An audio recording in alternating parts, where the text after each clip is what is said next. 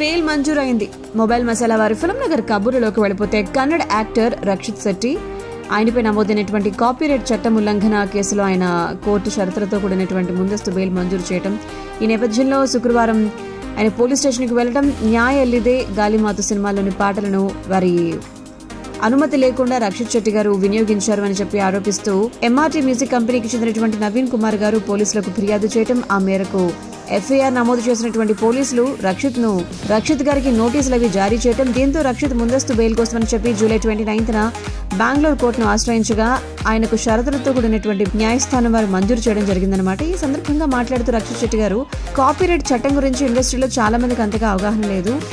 MRT music వాళ్ళ పాటను మా సినిమాలో వాడుకోవడానికి ముందే మేము అనుమతి కోసమని చెప్పి వారిని సంప్రదించామైతే వారు కోట్ చేసినటువంటి ధర మేము అనుకున్న దానికంటే ఎక్కువ, అది మా బడ్జెట్ పరిమితి దాటుంది. ఈ విషయంపై చాలాసార్లు చర్చించాం, అయితే మా ప్రయత్నాలు అవి ముందుకు వెళ్లలేదు. ఆ తర్వాత సదరు పాటను సినిమా బ్యాక్గ్రౌండ్ లో అది కూడా అక్కడక్కడ మాత్రమే వాడాము. సినిమా రిలీజ్ అయిన తర్వాత దాన్ని చూసి మాపై కేసు వేశారు. బ్యాక్గ్రౌండ్ లో పాటలు వాడటం కాపీరైట్ ఉల్లంఘన కిందకు రాదు. అయితే మరి ఈ విషయంలో కోర్టులో వాళ్ళు ఏం చెప్తారో చూద్దాం అన్నట్టుగా వారు మాట్లాడడం జరిగింది.